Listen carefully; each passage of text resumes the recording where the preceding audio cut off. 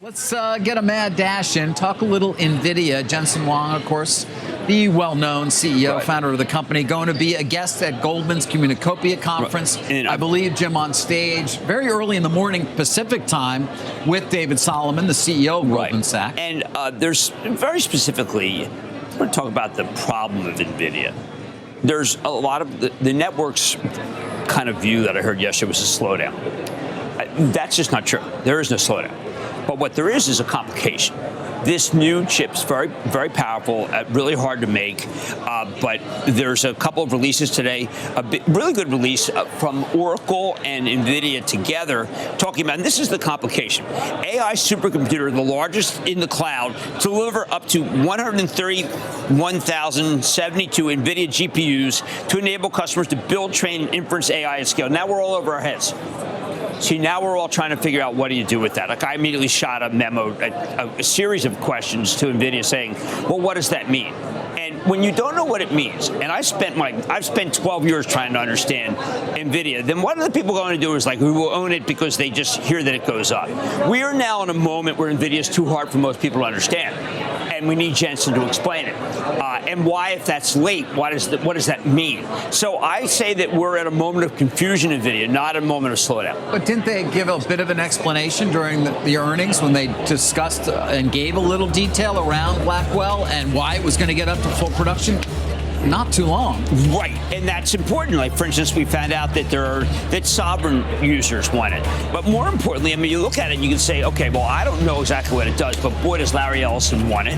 And Larry at Oracle really wants it. Oracle wants to be involved with the NVIDIA supercomputer. That's the term we should be using, not even platform, just a supercomputer. But I just pointed out because, David, until all the people who don't understand what NVIDIA does get out of stock, you ain't going anywhere. All right. NVIDIA CEO, it's a portmanteau, so easy to do that. Jensen Huang speaking at the Goldman Sachs Communacopia conference later this morning. What do investors in markets want to hear from the leader of the chip maker? Joining us now, Ben Reitzes, Melius Research Head of Technology Research. And it's good to see you, Ben. I figure you'd have to say the stock, you could call it a bear market, I guess, although the bull market was like nothing, the likes of which we've never seen. I'm channeling Trump. But it was an amazing bull run. It's down about 23%, though. Is it in a bear market, or is this a time to actually is it a falling knife? I don't think it's a falling knife, Joe, and it's good to be with you on such an important day in our history, in New York especially.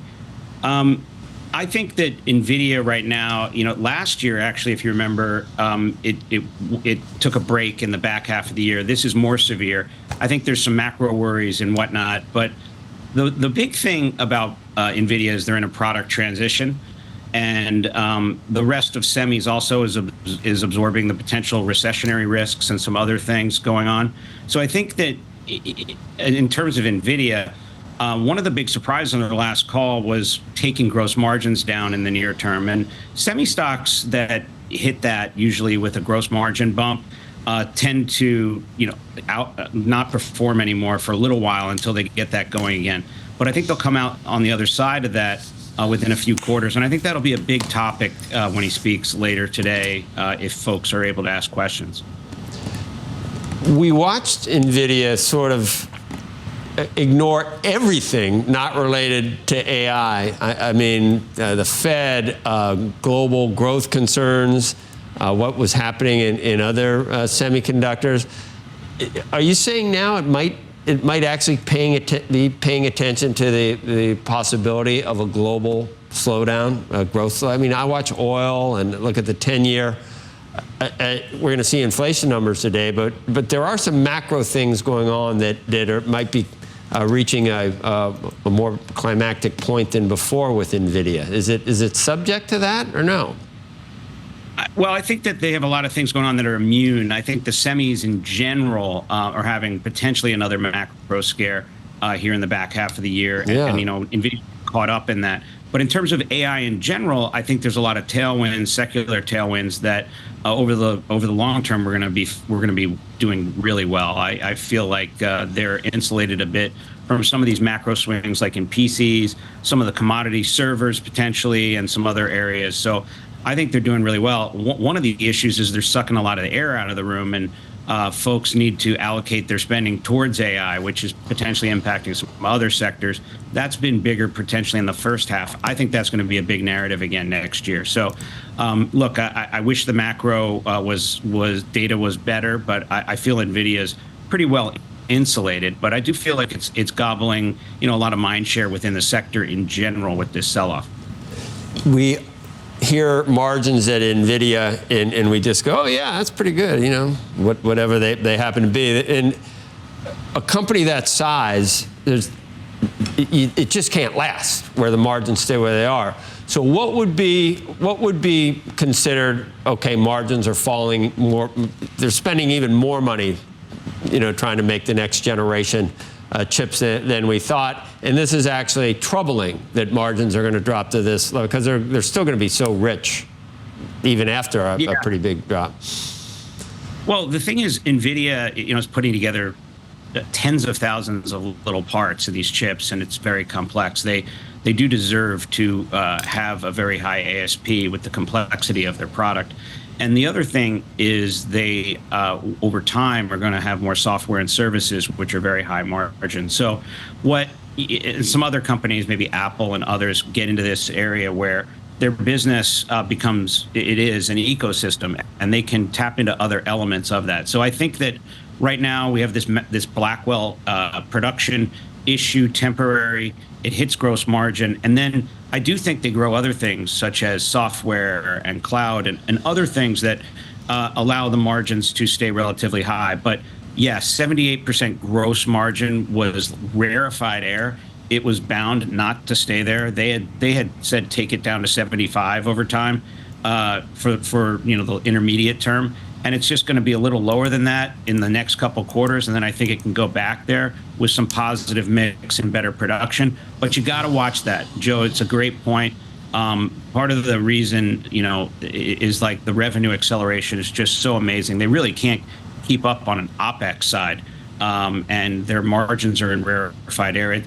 It's better than elite software companies right now. So you do have to watch it carefully. But I feel like actually it'll get hit a little near term and then power out. Yeah, it's a margin that number that's so high you worry about politically that someone's going to notice it and have a knee-jerk reaction to margins that high that are completely deserved when someone is so ahead of the rest of the industry, and that's where margins are. And if you can sell for that, shareholders deserve it. They invested. They put their money on the line, and it's deserved. But you could actually teach Econ 101 using NVIDIA, I think, Ben. But thank you. Yeah, go ahead. Just final. No, tough to get penalized for winning and thinking ahead. And they'll try. They'll try. That's very popular these days. But all right, Ben, thank you. NVIDIA shares have been holding steady, as you see, despite, of course, a broader sell-off on the market. CEO Jensen Huang speaking this hour, and Seema Modi has some headlines for us from that. Seema. David, NVIDIA CEO Jensen Huang making the case for accelerated computing and the important role NVIDIA is playing in helping run faster models inside data centers. He's also defending the price of the company's servers. NVIDIA server racks look expensive, and it could be a couple of $1 million per rack, but it replaces thousands of nodes. The amazing thing is just the cables of connecting old general purpose computing systems cost more than replacing all of those and densifying into one rack. Those comments made at Goldman Sachs' Communacopia conference. Then Goldman Sachs CEO David Solomon, who's moderating this conversation, asked the crucial question around the return on investment of AI. Huang says it's creating cost reductions and productivity gains for companies by using NVIDIA's GPUs. Companies are reducing computing times by about 20 times, and that Gen AI is still in the first wave. Demand is so great. Every dollar they spend with us, that translates into about $5 of rentals. He also said that training and then using AI models, which is known as inference, actually requires less energy. So that in turn will be a benefit for the company. Shares are higher right now, but off the highs of the day. David? Yeah, one of the few names that, in fact, is higher in a general market that is down 1.5% on the S&P. A bit less, as we mentioned, mega cap tech not the leader in terms of declines this morning. We got Josh, NVIDIA today. It's sort of obvious focus of what we are talking about here at the conference. David Solomon was on stage earlier for a fireside with Jensen Huang, NVIDIA's founder and CEO, of course, who was pretty bullish, obviously, on the outlook for AI demand and ROI, which he said both remain high. Server racks are more cost-efficient option for accelerated computing. He talked about the installed base that NVIDIA has. That stock's at the high of the day, as Jensen Huang reminds everybody why we keep talking about his company, Josh. Yeah, I think one of the things that people keep returning to is this idea that regardless of what the Fed does or, within reason what the economy does, there's a secular tailwind for this type of technology spending. A lot of this stuff, the die is cast. No one's really slamming on the brakes so far. And so long as that story holds up, it's interesting. They return to these stocks sometimes on days where the rest of the market can't catch a bid. Today, you have 8 sectors in the S&P 500 down 1% or more. Tech, the only sector that was able to go green. The best performing sub-industry group in the whole S&P 500 today is semiconductors. The SMH is up 1%. 60% of the components are higher on the day. That's versus 5% of all S&P companies. NVIDIA is the 7th best performing stock in the market. And I think it really speaks to just this idea that on days like today, weeks like this week, last week, and people say, well, I don't really know what I can count on as far as earnings growth for this theme or that theme or the other theme. They know this theme, the spending is happening.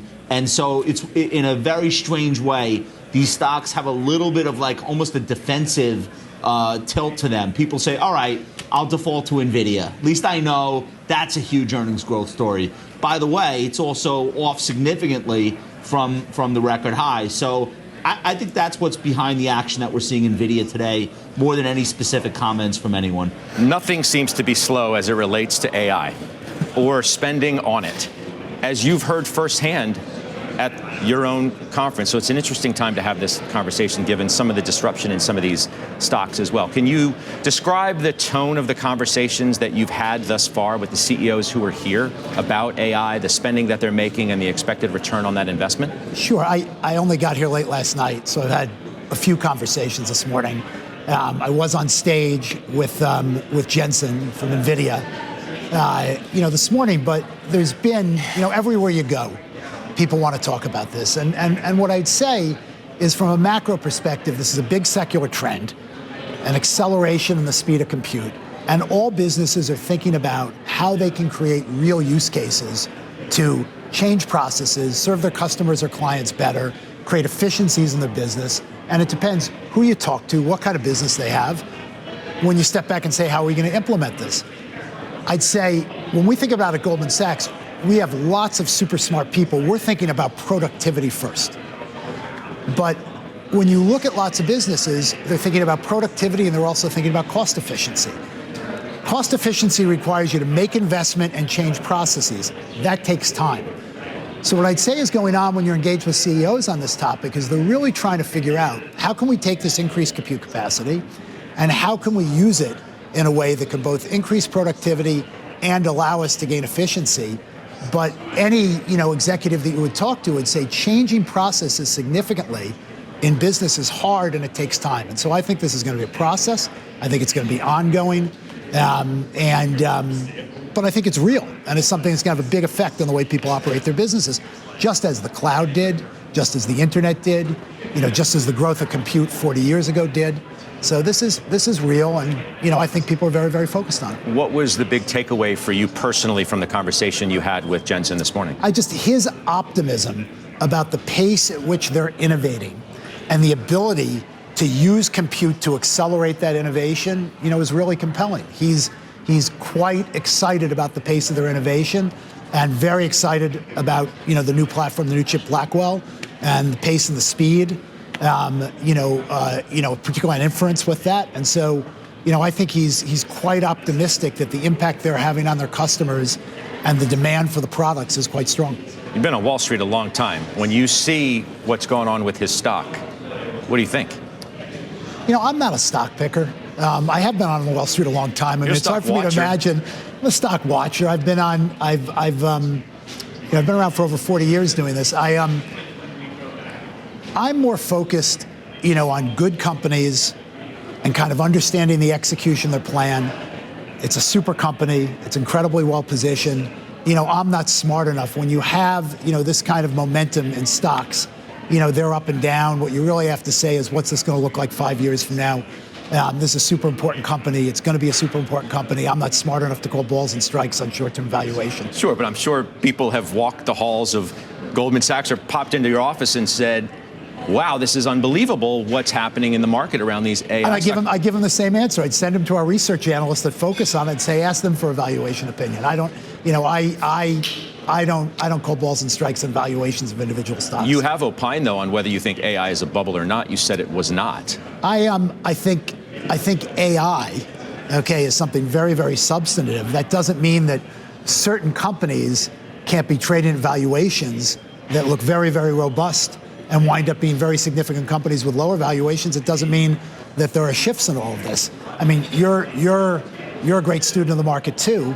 Things move up and down. That doesn't mean that they're a bubble. Well, let's move on to another one that has huge cash flow, makes a lot of money, and may or may not be relatively cheap. That would be NVIDIA.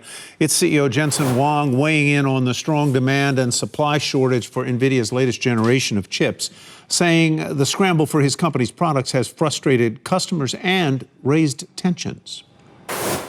Demand is so great that delivery of our components and our technology and our infrastructure and software is really emotional for people, because it directly affects their revenues, it directly affects their competitiveness, and so we probably have more emotional customers today and deservedly so. And if we could fulfill everybody's needs, then the emotion would go away. But it's very emotional. It's really tense. We've got a lot of responsibility on our shoulder, and we're trying to do the best we can. So that sounds like a question, an observation that demand is outstripping their ability to supply. Is that a problem or an opportunity? I think it's a little bit of both. I mean, there's an enormous amount of capital being allocated into the AI and the semiconductor space for this reason. And look, NVIDIA is a great company. High returns on capital. I mean, like 10 times what even Goldman Sachs is. I think NVIDIA is around 195%. But the expectations baked in the stock price have more than that baked in. I mean, when we run the numbers in our reverse discounted cash flow model, we just did a big case study on NVIDIA because it's a poster child for good company, bad stock. The stock price implies that the profit's going to be something in like 10 times bigger than Apple and Microsoft combined today. And the revenues will be bigger than the GDP of the UK. So we're talking about a stock that has all that good news priced into it. This is not new news. I mean, NVIDIA has become a very crowded and popular trade. I don't think investors should be surprised to think that, maybe all the good news is priced in. And as a result, we called the top in the stock a couple of weeks ago, and so far that's turned out to be a really good call. We think on the margin, this stock has got a lot more downside risk. So that's a sell. Yes. All right. It's almost a short, but I don't know if you would dare with a name like NVIDIA. There were two moments, I think, today. The markets were a little rattled, and Jensen Huang was on the stage downstairs and just continued to talk about AI and the great demand that he's seeing. David Solomon, as I said, sat with us and said things in the economy look pretty good. You were sitting in on the Jensen conversation. It's now your biggest holding, isn't it? It is. It is. I mean, as you know, really going all the way back to January 23, it's been among our biggest holdings. It is our biggest holding today. There's been a lot of concern over the last couple of months whether or not there's an AI air pocket. Satya and Sundar got on their calls and said it's more important to overinvest than underinvest at this moment in AI. But we heard a few things this week, Scott. Elon Musk and Sergey Brin down in LA earlier this week at the All-In Summit both said that the pace of AI is faster than any other tech development they have seen in their lifetimes. Yesterday, Dario from Anthropic was here. Kevin Scott from Microsoft was here, saying that, demand is continuing to outstrip supply. We heard the same from Thomas Kurian. So when Jensen took the stage for NVIDIA this morning, he said nothing's changed. Of course, there was some concern about a Blackwell delay. He took that off the table. He said Blackwell is on target for Q4 ramping and scaling of production. So I think that as we look at 2025, we're at about $5 a share for NVIDIA. It got as low as $100. That's 20 times earnings for the most important company in compute today.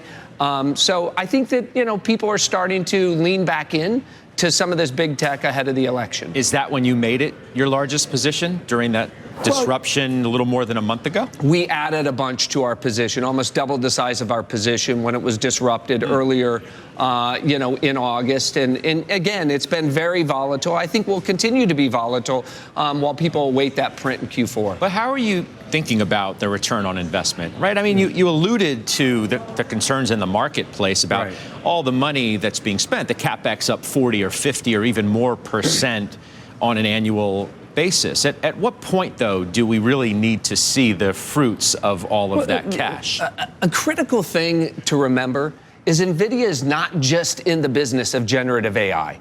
Right? What Jensen has reminded us is that we're going to have to replace the $1 trillion of CPU-driven data centers. This is stuff that drives things like data processing, everyday workloads, in these data centers. And so you have $1 trillion over the next 4 years of generative AI workloads that we're going to invest in, and $1 trillion of CPU replacement that we're going to invest in. And so I think you're seeing incredible returns. He said this morning, for every $1 invested by the hyperscalers, they get $5 out of the generative AI workloads. He also talked about data processing. He said for a company like Databricks, they can drive down the cost of data processing by 95%. Their operating costs on a certain workload goes from 20 million to 1 million. So I think this, the red herring about ROI here is one that Wall Street spends a lot of time thinking about. But when you look in the boardrooms of all the hyperscalers and the big enterprises, they're all leaning in and investing. The other thing he talked about that I thought was pretty interesting was a lot of what we hear when folks talk bullishly about Apple. He talked about their installed base. Exactly. Not only on the gaming side, but on now the supercomputing side as it relates to AI. And it got me thinking about the way people talk about Apple. It also goes to the question of moat versus first mover advantage, right? He implies that he thinks they have a moat because of that installed base. Yes. Well, I mean, when you think about the stack, this is no longer a computer chip. Blackwell has 7 different chips in the system. The system is the entire data center. And so the advantage, he also talked about CUDA. A lot of people point to CUDA as a moat for NVIDIA. But he said CUDA is just the beginning of our moat. We have 350 libraries that sit on top of CUDA. These are things like CUDA-IO and CUDA-DN that are specific algorithms targeting things like data processing or image generation or things like recommender models. And so I think the width of the stack is one that is much greater than people think. And he said the only thing that really competes is Google's TPUs. And he actually gave a pretty good shout out for Google's TPUs this morning. All right, I hope you're all doing well on this wild day in the market. This morning, the market sold off heavily following the debate last night, and Core CPI coming in slightly hotter than expected this morning. At its lows today, the S&P was down about 1.6%. And then NVIDIA CEO Jensen Huang began speaking at Goldman's technology conference, and shortly thereafter, the market reversed and started to recover. The S&P closed the day up about 1%. Meanwhile, NVIDIA had a very strong green day, finishing up about 8%. I'm going to talk about some important things regarding NVIDIA in just a moment. Very briefly, though, I want to mention Tesla. Tesla finished the day up about 0.9%. 5%. The stock was selling off hard this morning as the rest of the market was trading lower. Additionally, Waymo published a report indicating that their driverless vehicles have made substantial improvements, and this news weighed down on Tesla today as well. Thankfully, Tesla closed the day above the 50 MA on the daily time frame, and now I am once again waiting to see if we will get a close above this supply zone before moving higher. I intend to follow through with what I said on Labor Day. I intend to hold this swing trade position until either the event is delayed again or until early October. So as long as there is not another delay, I'm still in this trade until early October, and I think there is more upside ahead as long as the rest of the market can simply remain calm and as long as there is not another delay of the robotaxi event. Now let's talk about NVIDIA because we have some important things to discuss. So this morning, as the rest of the market was selling off NVIDIA, was holding up relatively well. This is of course because Jensen Huang was scheduled to speak at Goldman Sachs Technology Conference. And it wasn't long after Jensen began speaking that both NVIDIA and the rest of the market started trading higher. Jensen was very positive today and calmed a lot of investors' concerns. Jensen made clear that Blackwell is indeed coming in Q4. Jensen reiterated that Blackwell is not just a chip, it's an entire platform. And Jensen reiterated that hyperscalers are seeing a substantial return on their AI investments even at this present moment. This was very good news to shareholders' ears. And then on top of all that, we got an article later in the day from Semaphore saying that the US is getting closer to greenlighting NVIDIA chips to be sold to Saudi Arabia. And that is also good news for NVIDIA. So NVIDIA had a really strong day today. Now let's look at the chart. So I've been saying since Tuesday of last week that I am watching to see if NVIDIA will trade lower at some point in the coming days back down to historic support around $90 per share. And in yesterday's video, I told you something very important, and I hope you saw that video. Yesterday, I pointed out that the histogram on the daily time frame had reverse directions and was moving upward, and I thought it was very possible that we could see NVIDIA trade higher in the short term. And today, helped by Jensen's positive comments and the Semaphore article, that proved to be correct. Now please hear me well. As I said in yesterday's video, I thought NVIDIA was likely to trade higher in the short term, but I still think it is possible for NVIDIA to eventually trade lower toward historic support around $90 per share. I'm not saying this will happen immediately. It may be a number of days before this happens, and we may have some green days along the way. Back on June 20th and 21st of this year, I began telling you that I was looking for NVIDIA to re-enter the range of $98 per share and $112 per share at some point in the future. And notice that it took some time before that ultimately came to fruition, and we had some strong green days along the way. Now, of course, I don't know what the future holds, and I could be completely wrong this time. But I am still watching to see if NVIDIA will eventually retest support around $90 at some point in the future. I want to bring back this graphic and remind you of something that I said repeatedly back in June and July, because I think it is relevant again right now. This is a very oversimplified graphic that I made. And please keep in mind, I'm not saying that this graphic is pinpoint accurate. That's not at all what I'm saying. I'm simply trying to communicate the underlying concept here. The point is that attention surrounding NVIDIA typically moves in cycles. As we're approaching NVIDIA earnings, everyone starts focusing on NVIDIA and talking about the stock nonstop. Then earnings happens as the entire market is watching NVIDIA like a hawk. Then NVIDIA remains somewhat in the spotlight for a couple weeks or so. And then market participants gradually shift their focus away from NVIDIA as they look for other opportunities in the market. And then the cycle repeats itself. Why am I bringing this up? Well, after Goldman Sachs Technology Conference today, I'm not aware of any more NVIDIA-specific events in the near future. And so I think the possibility of NVIDIA trading lower at some point in the future and retesting historic support around $90 per share is even more likely than it otherwise would be. I would not be surprised if we see market participants shift their attention away from NVIDIA over the next month or so as they focus on other parts of the market. So that is a potential risk to be aware of in the medium-term future. In the short term, we definitely could see some green days in NVIDIA, but ultimately, I am cautious right now. Looking ahead from a longer-term perspective, I am bullish on the future of NVIDIA as the hyperscalers are increasing CapEx spending on AI by billions of dollars. NVIDIA is the undisputable leader in AI chips right now, and it's not even close. As I've mentioned in many recent videos, I'm not really concerned about the fact that NVIDIA's growth rate slowed this quarter because it is mainly due to the delay in Blackwell. If Blackwell had not been delayed by 3 months, then NVIDIA would have guided Q3 revenue higher by $3 billion, and therefore the overall trend of NVIDIA's growth acceleration would have remained intact. This is important because it means that we could see NVIDIA's growth rate reaccelerate at some point in the future once Blackwell is shipping in volume. So in the short term, anything could happen. But from a long-term perspective, I think NVIDIA still has brighter days ahead. At least that's how I view the situation regarding NVIDIA. Looking ahead to tomorrow, we get initial jobless claims and PPI in the morning. So those will both be important for markets tomorrow. With all of that being said, I hope you all have an amazing day, and I'm curious to hear your thoughts about NVIDIA in the comments below. Please leave a like on this video so more people will see it. And while you're down there, please consider subscribing. It's free, and you can always change your mind. Thanks for watching, and hopefully I'll see you in the next video.